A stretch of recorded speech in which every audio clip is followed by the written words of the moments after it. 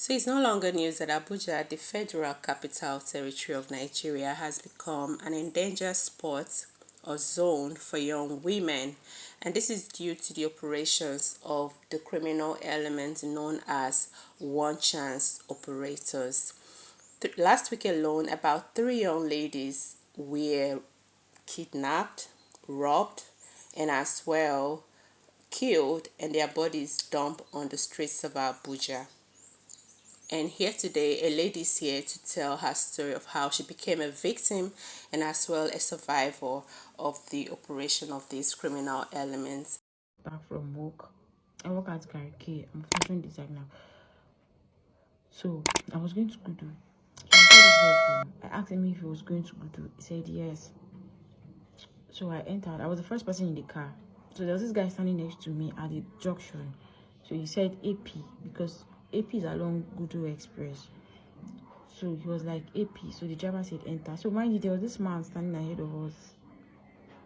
So he was carrying a bag, and the other guy standing next to me to had a bag on him. So I thought it was a normal thing. So when the guy entered, that's the second person entered. So we became two at the back. Then the first guy entered. The first guy that entered was at the front. So approaching AP. So the driver was like, "Oh, 12 and I get change." I was like, "Yes, I have 500." So the other guy said he has change. So immediately the other guy dropped at AP. The driver just wind up. Before I would realize the other guy that was behind me started beating me.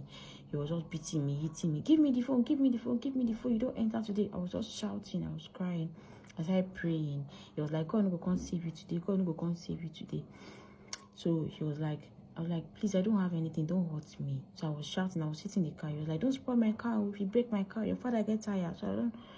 So he was like, so I was begging him. He carried the gun. So he told the driver, "Give me the gun, give me the gun." He collected the gun. He now hit me on my head.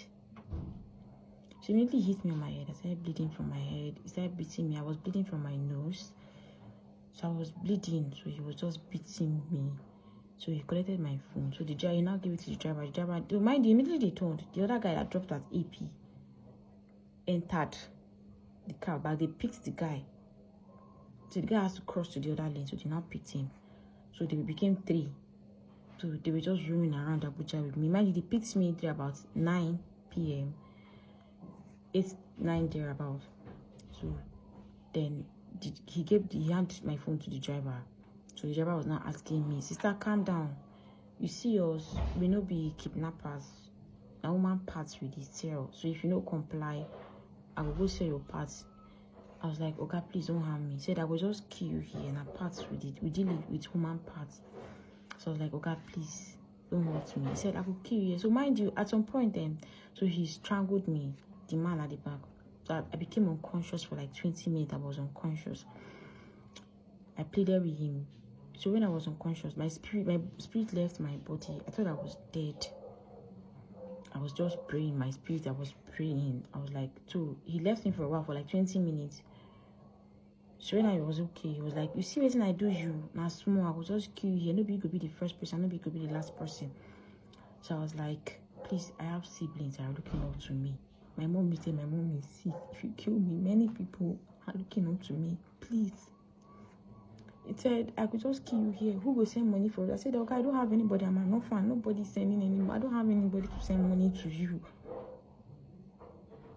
He was like, "I will kill you." He was just saying things. So he was still beating me.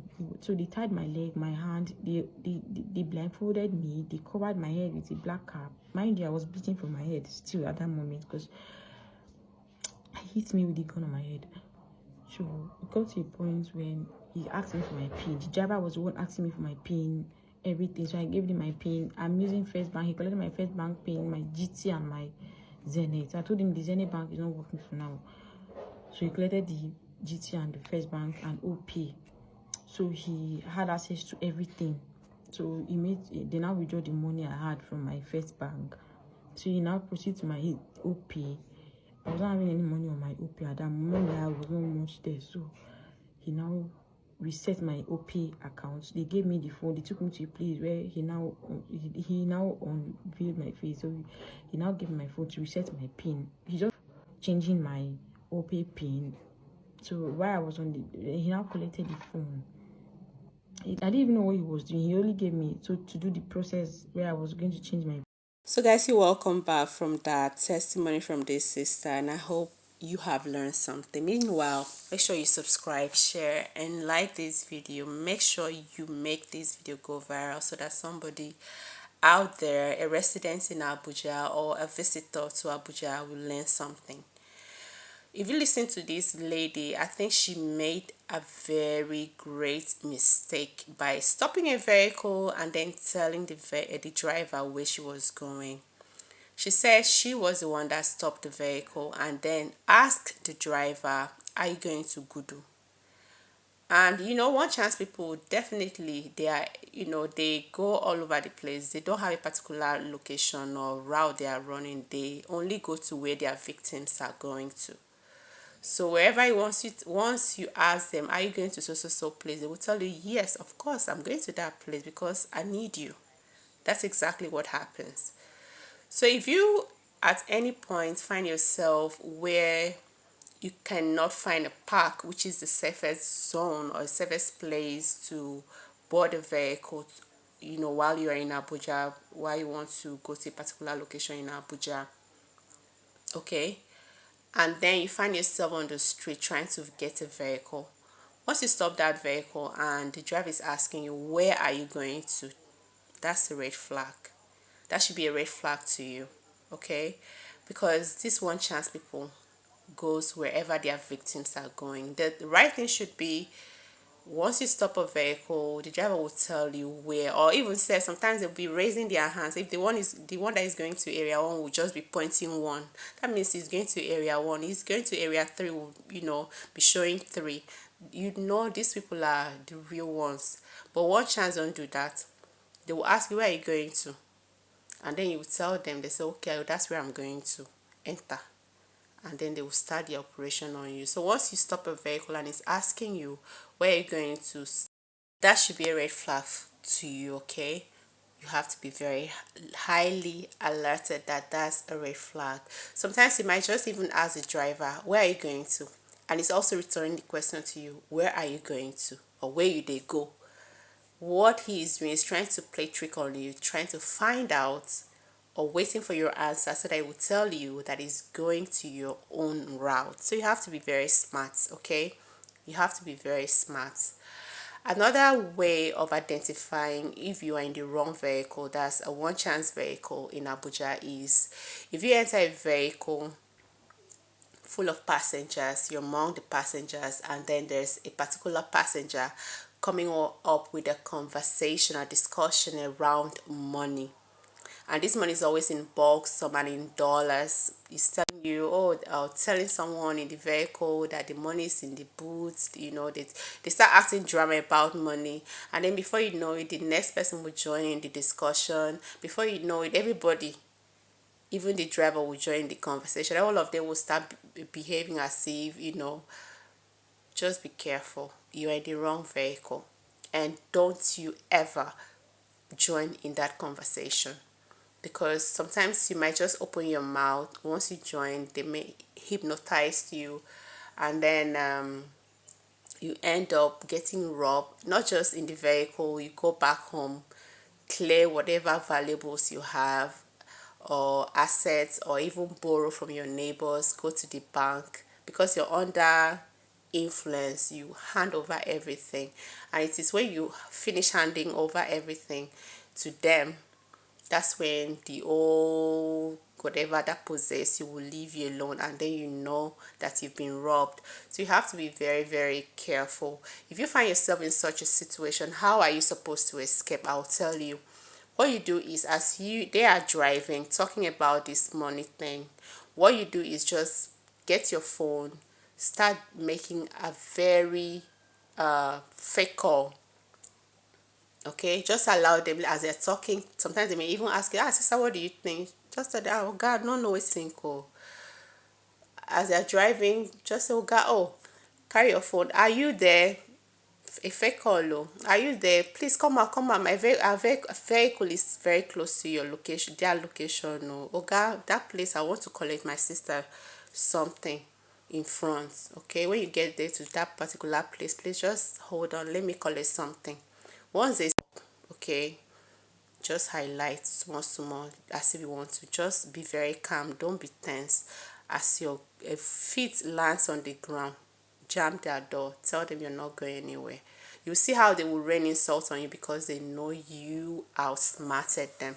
So that's another way of identifying a one chance vehicle in Abuja. Okay, be very careful out there, please. So another way of identifying if you're a victim or if you're about becoming their victim in Abuja is if you enter a vehicle, okay, and then as you're going, maybe probably 2-3 minutes, they pick another person. And while they're trying to pick another person, they're asking you to change your seats, okay? Mostly they're trying to put you in the middle of the back seat. They will come up with stories like, sister, please shift because you have to sit here so that the space will be enough for every other person. Those kind of gists, lame gists. What you need to do is to say, okay, don't argue with them. Do not argue with them, because if you will endanger yourself, they can zoom off with you inside and then do whatever they want to do. So what you do is just calmly say, okay, calm down. As the person is trying to enter, you tell them, shut their door for them. Bye bye, I'm not going. You see them zoom off immediately because they know you identify them, and they will start running, cursing you. It's better to curse you and say all sort of things on you which will not even affect you at all, and then you are safe. Okay, that's how to identify them. So now guys, let me tell you the areas or the axis these criminal elements known as one chance operators are mostly found in Abuja. One of those areas are Zuba Dede Kubwa Express Road. These are express road. That's their, they like long routes. They like long routes. Those are where they find it very convenient for them to operate. And if you find yourself in this axis and you don't find a nearby park, which is the safest spot to board a vehicle, make sure that you are very, very alert when you enter a vehicle. Don't bring out your phone and start pressing while you're in the vehicle. Even if it's broad daylight, they do kidnap people or rob people in broad daylight. So keep your head high, see what they are doing. Okay, don't start looking down and then pressing phone, watching social media while you are there. Another area they are so prevalent to, when it comes to the operations, is Airport Road. Airport Road is very, very, very pronounced when it comes to one chance operation. So if you find yourself in that axis too, you have to be very, very conscious of the vehicle you enter. The safest vehicle to enter by the roadside is all these luxurious buses. So if you can find them, some of them don't operate in the evening. So if you can find them, if you're lucky enough to find them, it's the safest to enter on the streets of Abuja, because nobody will rob you. They always have many passengers, so it's not even a safe place for somebody to rob. So you have to be very careful out there. So guys, I've come to the end of this video. Let me know your thoughts in the comment section, and please push it so that somebody else will see by sharing and liking this video. And if you've not subscribed yet, make sure you do subscribe. Alright, I'll see you on our next, probably the part 2 of this video, how she escaped.